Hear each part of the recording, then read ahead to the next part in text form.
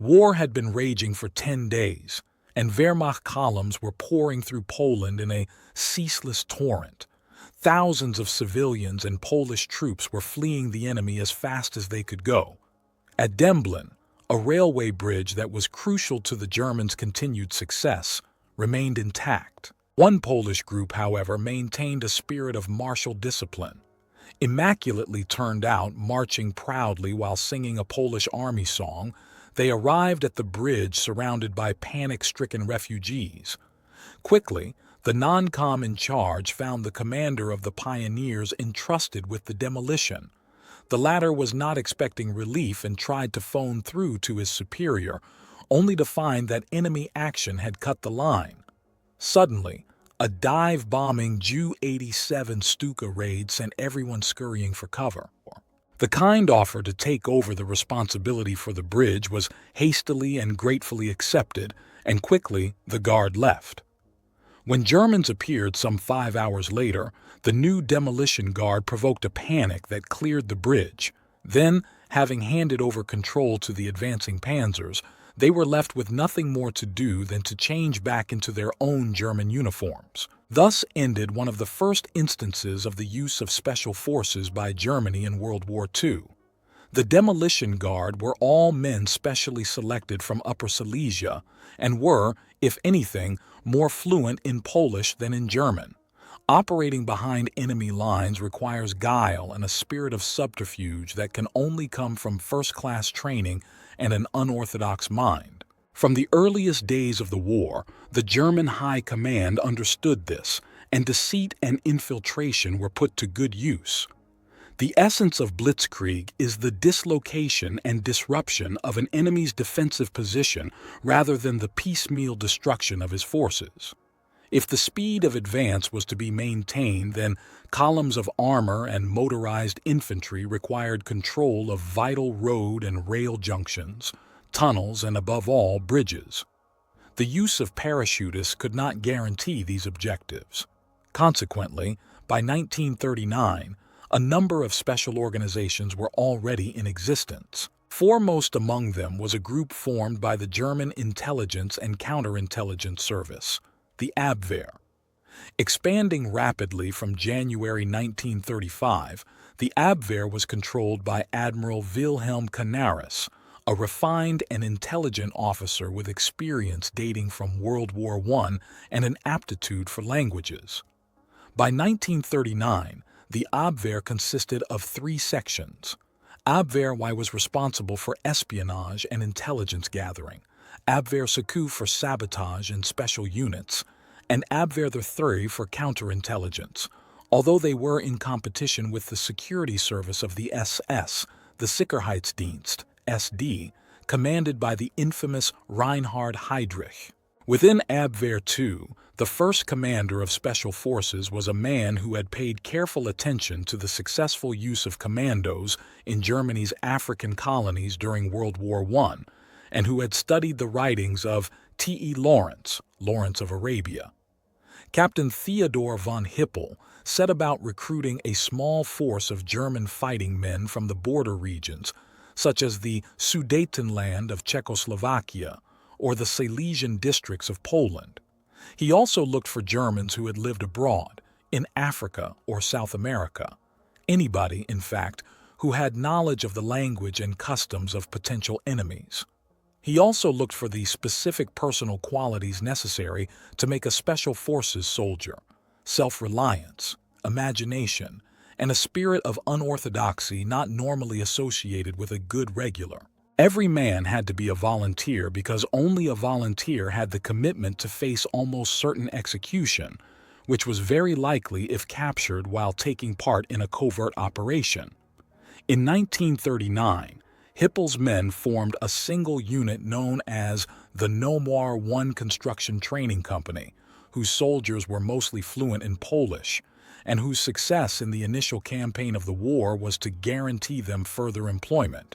Just to the east of the border in southwest Poland lay the vital railway junction of Katowice. Before the invasion had even begun, 80 men infiltrated Poland. They disguised themselves as Polish railway workers to avoid drawing attention from Polish troops and to enable ease of movement around the rail network. Immediately after the start of the invasion, they pulled out concealed weapons and set upon the astounded Poles.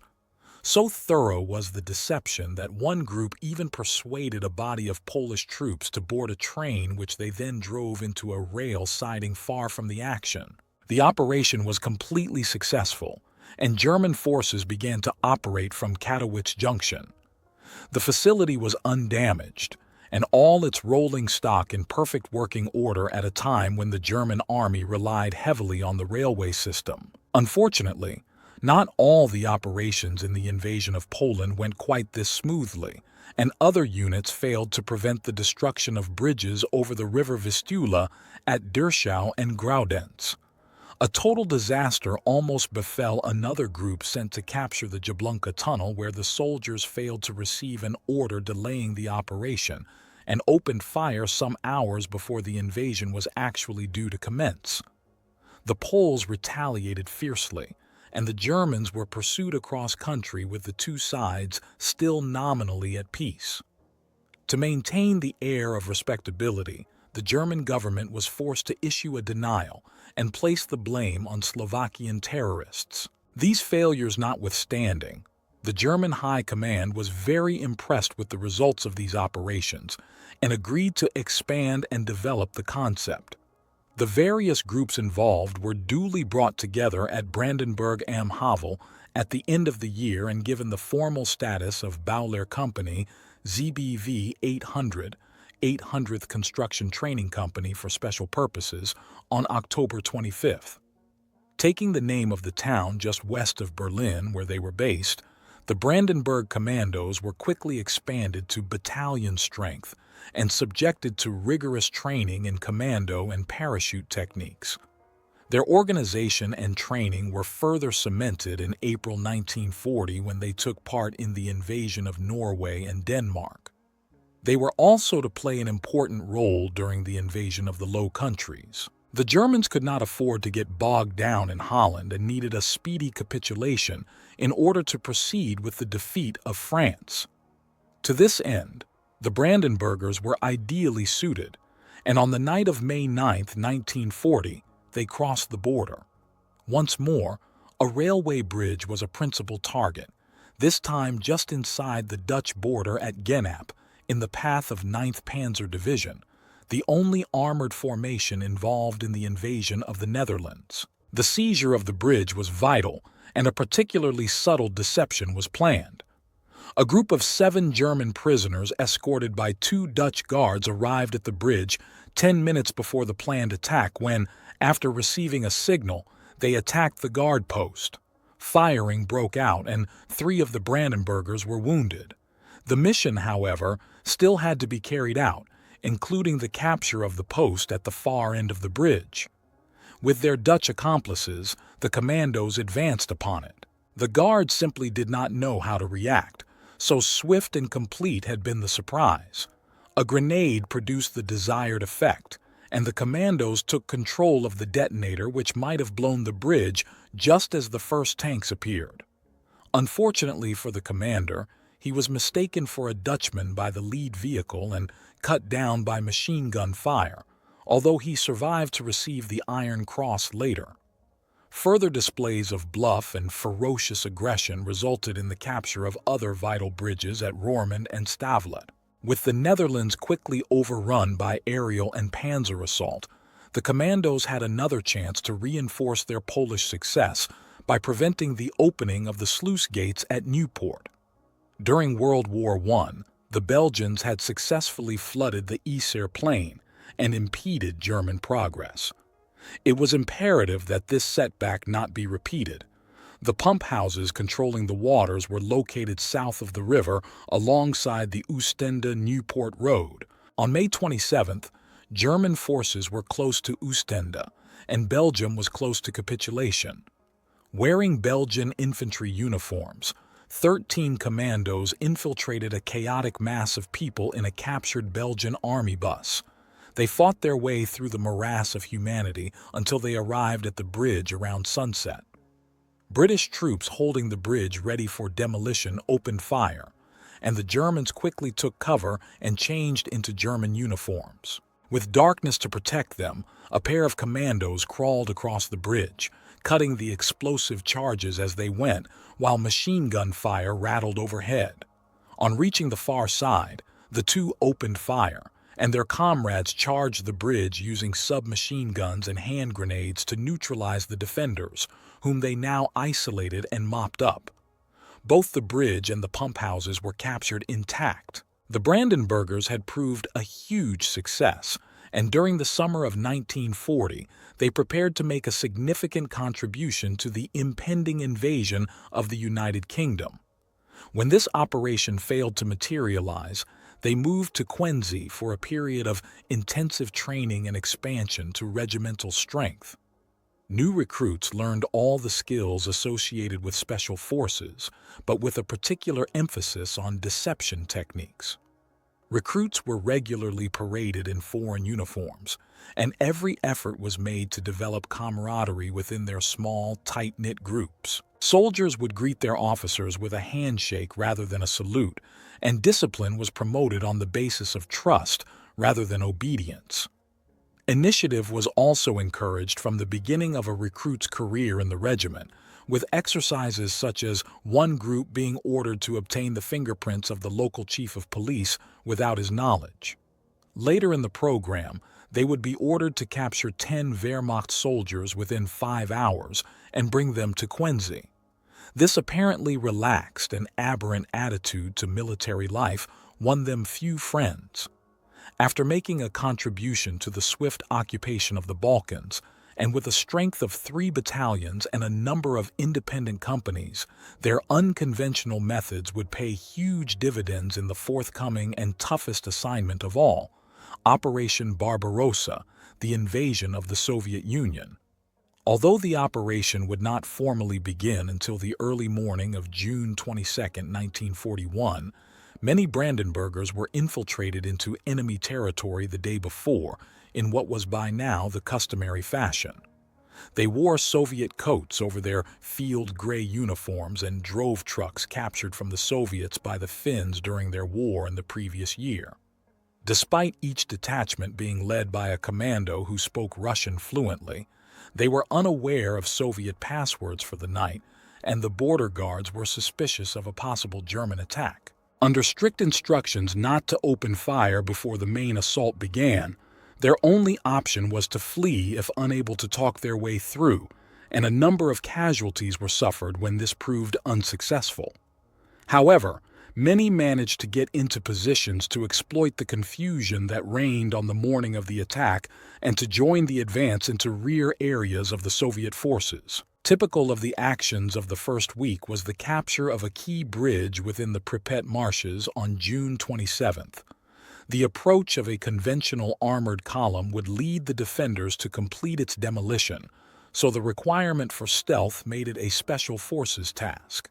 Setting out just before dawn on June 26th, the detachment reached the Panzer Regiment to be supported only on the following day. After an extremely arduous journey in captured Soviet trucks, the mission that was outlined was clearly going to be difficult and dangerous.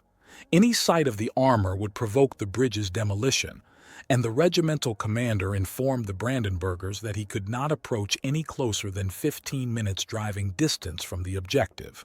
It was, therefore, immediately apparent that having seized the bridge, the Bradenburgers would have to hold it for at least a quarter of an hour against all the surrounding Soviet troops. Even more immediate was the question of reaching the bridge. A variation on the traditional deception was planned. The men would drive toward the bridge in 2 Soviet trucks. They would be wearing Red Army greatcoats and carrying Soviet rifles while concealing machine pistols underneath.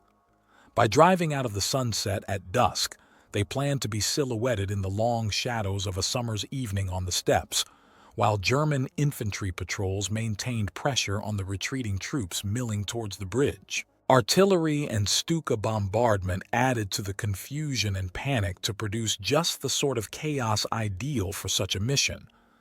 The Bradenburgers would shout that they were being closely pursued by panzers.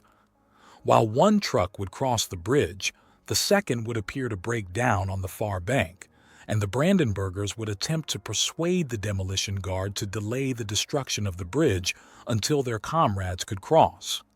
In the confusion, they would locate the demolition charges, and once the second truck had limped onto the bridge, throw off their greatcoats and seize the span intact. The attack was to be heralded with a raid by Stukas, their sirens wailing to create terror among the defenders, and the deception was further improved by carefully following the trucks with artillery fire.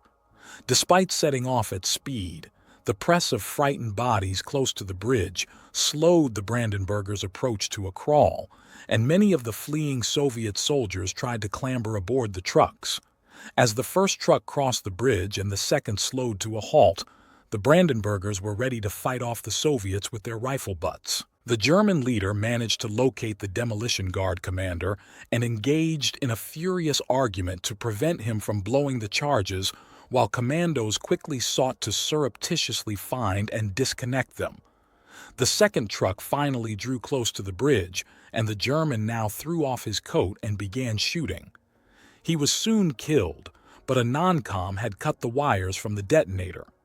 Both groups were now in position at either end of the bridge and ready to defend it for 15 minutes. 2 hours later, the objective was finally secured with the arrival of the main body of the armor after fierce counterattacks by wave upon wave of desperate Soviets, supported by mortars and artillery. The armored column had run straight into trouble with a mechanical breakdown blocking the only approach route. Dense oak woods on either side prevented speedy evasion of the obstacle, and pioneers had to be brought forward to clear a path. The 2nd Panzer roared past but drove directly into artillery fire that once more blocked the way. 2 more panzers were lost, and air support was unavailable while smoke laid to cover the advance was dispersed by unfavorable winds. Meanwhile, the Bradenburgers were close to disaster. Although they had held off the counterattacks against them, they had suffered heavy casualties and were almost out of ammunition. With annihilation looming, a Stuka unit whose original mission had been aborted came to their rescue. As their bombs pinned the Soviets in their positions, the panzers moved up to the objective, and 2 of them broke through to cross the bridge. As the night wore on, more armor finally arrived to secure it. Few among the line troops of the Wehrmacht were aware of what had happened as the Bradenburgers collected their dead and disappeared into the night. Once more, they had secured the advance that would drive deep into the heart of Soviet Russia. After these spectacular raids in the opening phases of the invasion, the Bradenburgers were used for further strikes against targets in the enemy's rear and were employed extensively during the summer offensive of 1942, particularly in the Caucasus. Meanwhile, in the spring of 1941, Canaris formed the Brandenburg Africa Company. It comprised 60 volunteers, each with wide experience in Africa, and selected for their personal resilience and, as usual, their linguistic abilities. The unit's intended role was as a reconnaissance unit to make short penetrations of the British front lines. One spectacular journey was made to insert agents into Cairo by driving through some of the fiercest deserts in the area, across the Great Sand Sea that lies between Libya and Egypt. The commandos suffered intense hardship and accomplished the mission, only for British counterintelligence to rapidly pick up the agents. With the success of the Axis offensive in June 1942, however, plans were made to seize key bridges on the Nile and Suez Canal in traditional Brandenburger fashion. The failure to breach the main British defensive position and the subsequent defeat at El Alamein resulted instead in a headlong retreat by German forces as far as Tunisia. The Brandenburgers were entrusted with the task of disrupting British supply lines to First Army in western Tunisia and launched assaults by glider against 2 bridges, but the operation ended in disaster. On May 6, 1943, the specialists were ordered out of Africa, although many were stranded due to lack of transportation and finished the war as prisoners. The Brandenburgers' most notable success in the eastern Mediterranean came on the island of Leros. This was garrisoned by a brigade of British troops and about 5,500 Italians, now on the Allied side. The latter were extremely low-grade troops who could not be expected to offer much resistance. Heavy aerial bombardment was to be followed by a seaborne assault from two sides with a supporting parachute drop that would split the defenders. A parachute company of Brandenburgers was attached to the 1st Battalion, 2nd Parachute Regiment, and these were dropped after a 12-hour delay at 1 p.m. on November 12, 1943. They dropped in the face of heavy anti-aircraft fire on a tiny strip of ground between Gurna and Alinda Bays. This would split the island's defenses in two. However, the drop zone was barely half a mile wide and defended by the 2nd Battalion, Royal Irish Fusiliers. By dropping from 450 feet, the parachutists were quickly on the ground and hastily organized so that two companies could protect the position from the north and east, while the other two attacked Rachi Ridge. The Eastern Task Force had a difficult time, and the Brandenburgers' Küstenjäger, coastal raider detachments, were unable to land because of heavy fire from Italian manned coastal batteries. A concerted Stuka raid and smoke screens allowed them to get ashore, and they landed on the north side of Pandeli Bay while the convoy put in for Alinda Bay. Despite losing one boat to gunfire, the Brandenburgers got to the cliffs and scaled them successfully to attack their objective, Mount Apatici. Close air support was called, but accidentally struck the Germans before pulverizing the defenses. Then an assault went in. Intense fire from mortars and machine guns held the commandos up, and all the officers were either killed or wounded. Another airstrike was called, but once more it struck the Brandenburgers and they pulled back to regroup. A council of war resolved that while the main objective could not be taken, the Italian battery at Castle Hill could, and this was swiftly achieved with hand grenades. For 3 days, the Küstenjägers held their captured positions. Throughout the nights, the British maintained artillery harassment, and several attempts to storm the German position were driven off. Both sides sent out patrols, and the Germans were only resupplied by airdrops of water, ammunition, and mortars, a useful addition to their armament. Reinforcements were brought up to the ridge. The location of the British headquarters at Mount Meraviglia was known, and reinforcements were needed to complete its capture. This effort proceeded in the face of determined counterattacks by the British infantry, who remained cut off from each other in the north and south of the island. On the 14th and 15th, the British continued to attack the thin line held by the parachutists across the center of the island.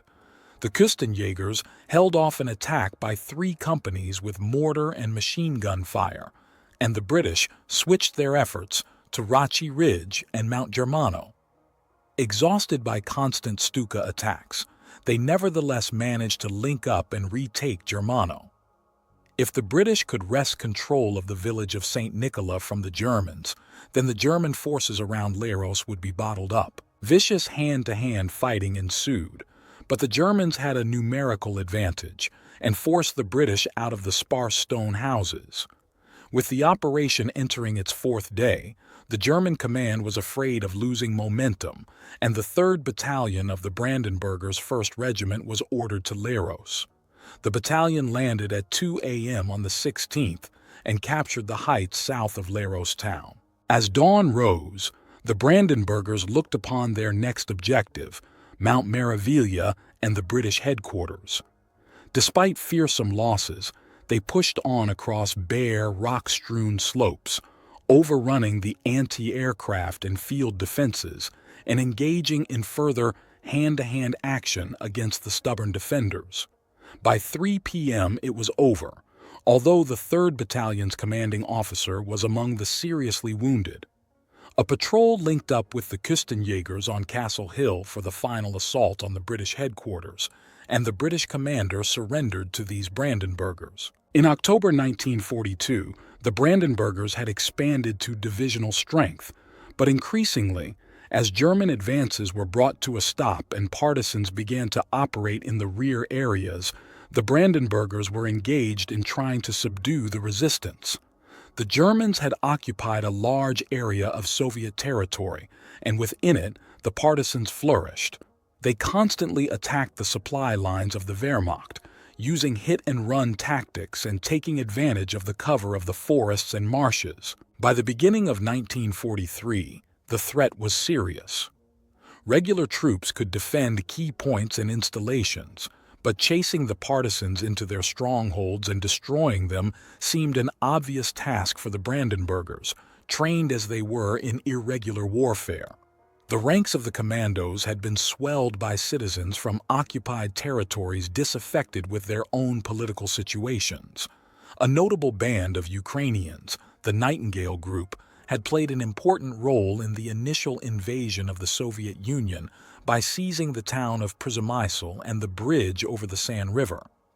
Eventually, each Brandenburg battalion had a company of Eastern Volunteers attached to it, but it proved to be an error to use the Brandenburgers in a counterinsurgency role, despite their apparent qualifications. The commandos had been formed for offensive tasks, and while their skills enabled them to score some spectacular successes, time became wasted on incessant patrolling.